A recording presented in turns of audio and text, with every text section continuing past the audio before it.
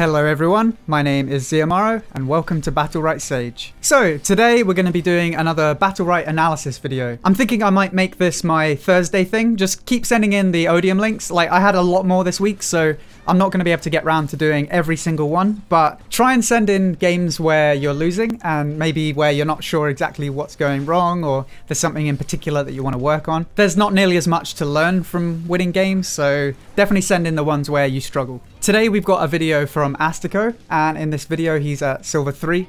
He was looking for some general positioning and gameplay advice. As always, this video isn't about criticizing people's gameplay, it's about improving as a community and helping each other out. So any comments about the gameplay, try and keep it constructive and helpful. So first of all, I'm not an Alysia main, but I do know a little bit about her, and I've kind of had a look at what people around Diamond and Champion are playing with Alysia. And the very first thing that I'd like to look at is the Battlerites. With most champions, there's quite a lot that are viable, but with Alysia, there's a few that almost everybody seems to use. So let's just have a quick look at that. So I've started out with the Battlerites that Astico took, and the first two, Blizzard and Snowstorm, it seems like pretty much everybody takes these. They're both very good because it allows you to do the Snowstorm, which goes through freeze, which is really useful, and then the larger size of the Blizzard really helps as well. I would definitely stick with those. One thing that I would change is, first of all, I would definitely take Cryogenic Lance. Most people seem to take this because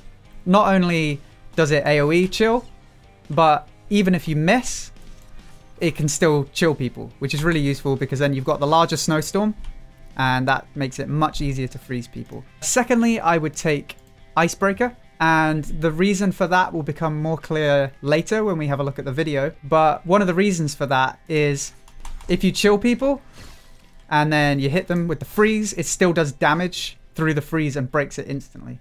If you don't have that, then when you hit the freeze, you're not doing as much damage. And then for the final Battleright, there are a few options. People do take Frost Nova for the double jump, like that is definitely useful. The other option that you sometimes see people take is Crystalline Lattice.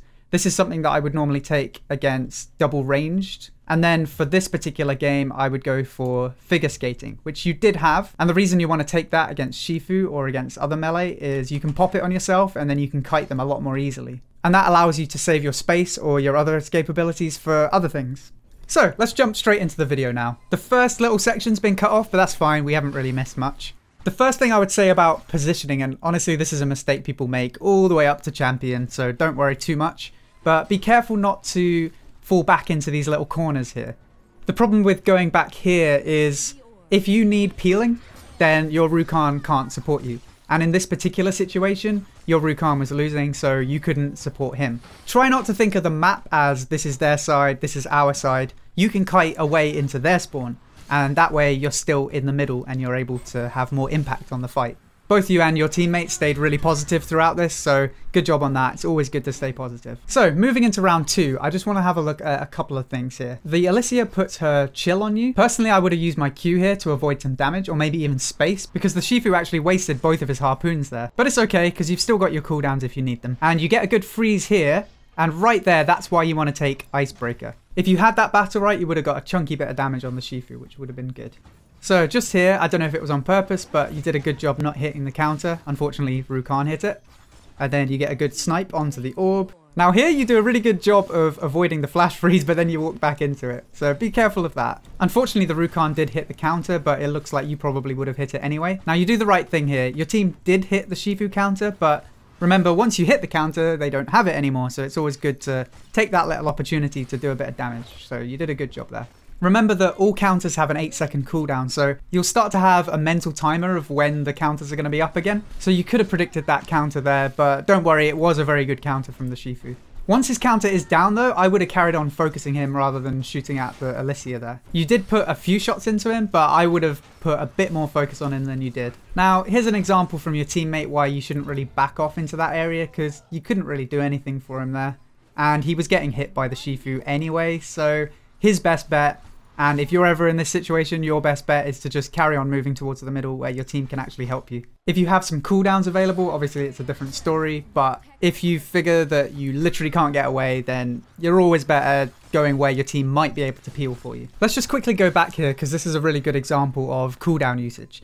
You should only ever use your space or your other cooldowns in response to something. Don't use it after you've already been hit. So right here, when you're about to get chilled, you should have used your space before it hit you. And once it's already hit you, I would probably just not use it at all unless they try and use another ability on you. So just keep that in mind, but let's move on to the third and final round. One quick thing about positioning here, you do end up getting zoned out. So be careful not to play too defensive in this corner. There may be times when you're forced to do that, but in this particular situation, you should have pushed forward a little more.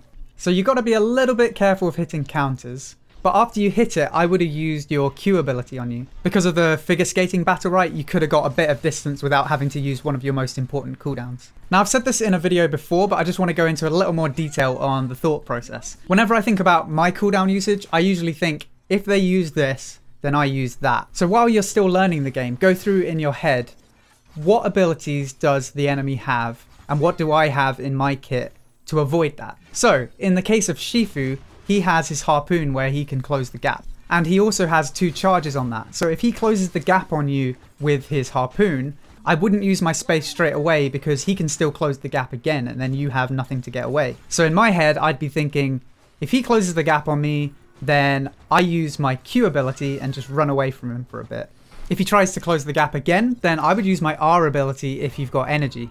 And in this situation, you've still got your space if you need it. So even if you whiff one of those abilities, you've still got another out. So let's make a little list of things that I think might help you out a lot. At the start of every game, have a look at what the enemy team has and make a mental note of which abilities you should be looking out for. Have a think about what offensive abilities they have. Do they have any gap closers? And if so, how many do they have? Do they have a snipe or other burst ability? And if they do have a burst ability, then you'll want to think about using one of your iframes to avoid that. And for that reason, you need to be careful not to use those iframes when you don't need them. Secondly, you want to make a note of what defensive abilities they have, because once those abilities are down, you want to focus the crap out of them. Like genuinely, one of the biggest differences between the lower ranks and Diamond is being able to see when a defensive ability is down and punishing someone for it. I genuinely think if you can just improve on those 2 things, you'll catapult yourself into Platinum at least. Your positioning definitely looks like it needs a little bit of work. So be careful not to think this is our side, that's their side. Try and make use of the top and the bottom of the map as well. It's quite easy for a lot of people to focus a little bit too much on their aim. Like, you didn't actually mention it when you sent me this, but I know a lot of people worry about hitting stuff. And quite often that's the least of your worries. If you can really get a mastery of knowing when to use your cooldowns in reaction to the enemy, and you can spot when someone's defensives are down, literally just those 2 things are enough to get you to Diamond 5, genuinely. I hope you found this video useful. If you did, then please feel free to subscribe for more Battlerite news, guides, and discussion. Until next time, thank you for watching, and I'll see you soon.